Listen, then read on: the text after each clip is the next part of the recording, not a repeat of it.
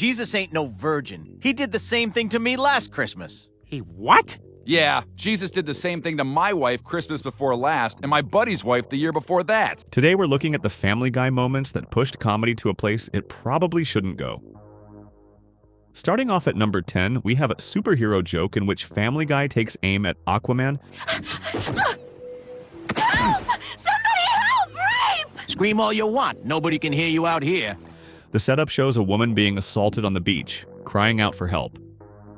From the water, Aquaman pokes his head up and yells, I can. Aquaman, help! Hey, let her go. Or what? Or, I don't know, man, but you're lucky you're not doing that over here in the ocean. He stays planted in the water, tosses a harmless starfish, and even threatens to summon fish back up. For God's sakes, help! Do something! Ah, if you don't like starfish, you're gonna be mad about what I just did. Oh, God, help! Ah, you're in for it now, buddy. I got like 5 fish coming to help. But when the woman asks why he won't actually step in, his reply is beyond insensitive. Help! He's hurting me! Well, maybe you shouldn't have let him on. The gag was meant to lampoon Aquaman's land limitations, but turning an assault into the punchline crosses into pretty uncomfortable territory. Coming in at number 9, we have a cutaway gag that shocked even longtime Family Guy fans. Did you know the Griffins technically had 4 kids? Alongside Meg, Chris, and Stewie, there's also the dearly departed Peter Griffin Jr. Only if you say it right. Popsicle. Good. And you better be responsible tonight. I don't want a repeat of the last time I left you alone with one of our children. It's just so horrible. In a season 7 cutaway, we see a funeral scene where Peter gently consoles a sobbing Lois at their infant's grave. In his trademark oblivious tone, Peter admits, I'm sorry, Lois. I thought if I shook him enough, he'd stop crying. While Family Guy often leans on dark humor, joking about shaken baby syndrome, a leading cause of infant deaths, feels especially cruel. For some, it's a nervous laugh, but for others, it hits far too close to home. I was kind of right. At number 8, Family Guy takes aim at Christianity in a big way. Are you Jesus Christ? No. Oh my God, you are! You're Jesus Christ! No, I'm not. I'm just a guy working at a record store. In I Dream of Jesus, Peter finds Christ working at a record store. Once outed, Jesus turns into a fame-hungry diva, ditching Peter for limos, groupies, and late-night talk shows.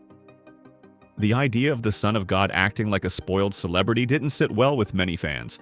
Doesn't look like there's any room. What do you mean? Well, there's only one space left, and I promised it to that cow. This is gonna be so much fun! And if that wasn't enough, a later episode had him faking virginity just to sleep with married women. Jesus ain't no virgin. He did the same thing to me last Christmas. He what? Yeah, Jesus did the same thing to my wife Christmas before last, and my buddy's wife the year before that. For plenty of viewers, that was a line the show never should have crossed. At number 7, Family Guy takes gross-out humor to a whole new level. I suppose the easiest way would be to use the diaper as a bowl of sorts. Do you know how to take it off?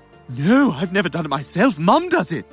In Brian and Stewie, the show takes a rare, serious turn. No cutaways, just raw character development. For a while, it actually works, giving fans a deeper look at the odd friendship between the dog and baby. I can't believe we're doing this. Ugh, it really smells bad, doesn't it? Yeah. You sure you can't stay like this? I'm getting a rash, Brian. I can feel it. But then comes the moment no one asked for.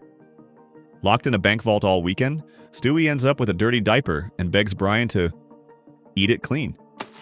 Oh, God! Okay, you ready?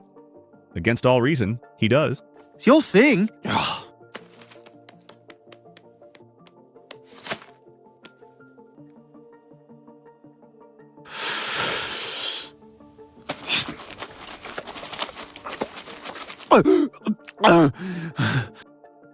The scene drags just long enough to make viewers deeply uncomfortable, turning what could have been a standout episode into one of the most infamous gags in Family Guy history. At number 6, Family Guy shows just how far it's willing to push a gag. This whale's beached himself! He needs to get back in the water or he'll die!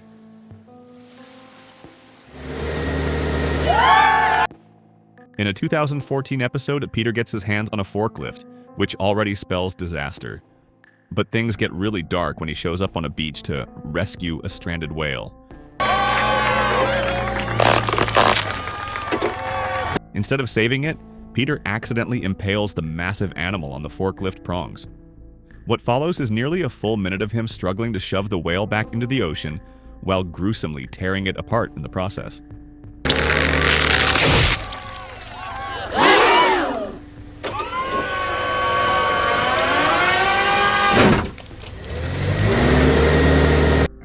It's one of those moments where fans couldn't tell if they were supposed to laugh or just cringe in disgust.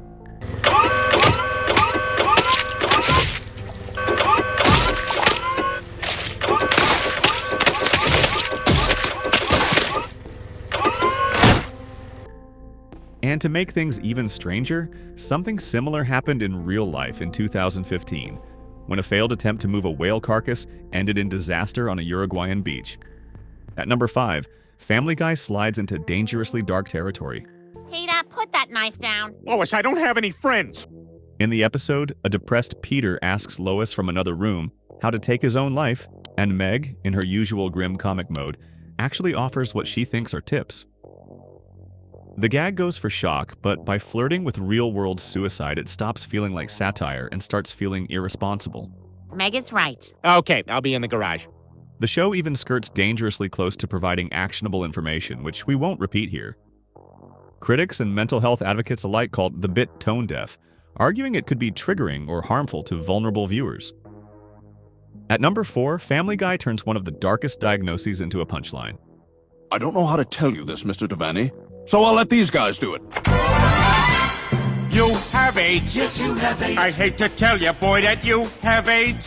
In a Season 4 cutaway, Peter is shown in yet another random career, this time as part of a barbershop quartet. You may have caught it when you stuck that filthy needle in here. Their job? To deliver hospital news by singing it. Cue the group cheerfully belting out.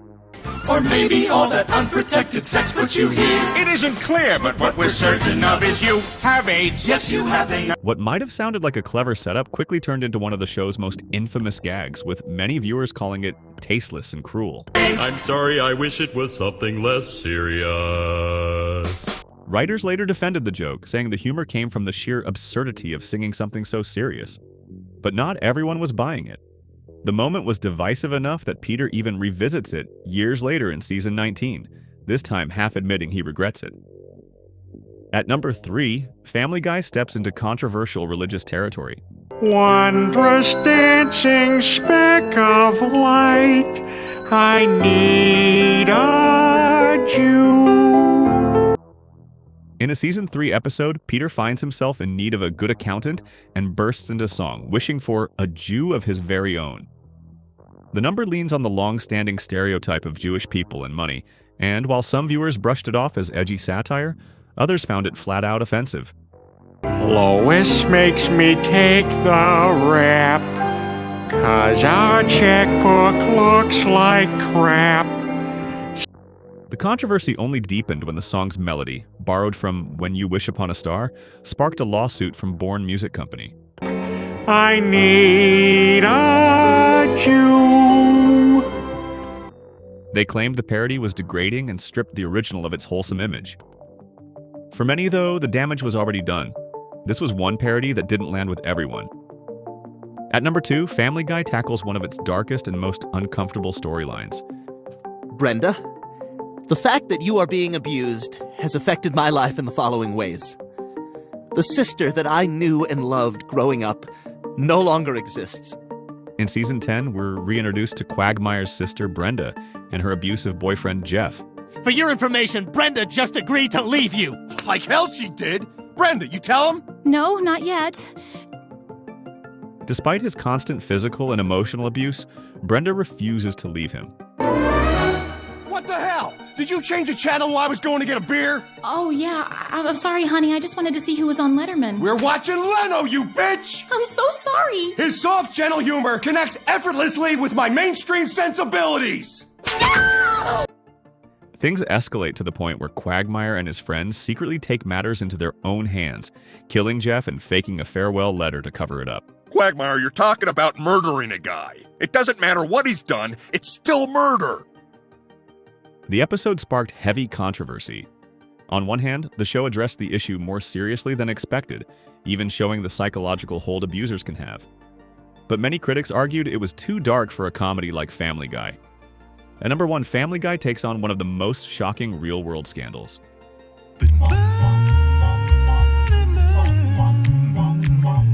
In a season 14 episode, the show reimagines the opening credits of The Cosby Show. Everything looks normal, Bill Cosby dancing and mugging for the camera, except his co-stars are nowhere to be seen.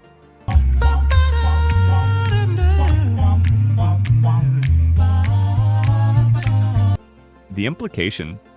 A direct nod to the more than 60 women who accused Cosby of sexual misconduct. For some, it was a harsh but honest reminder of the truth behind a once-beloved TV icon.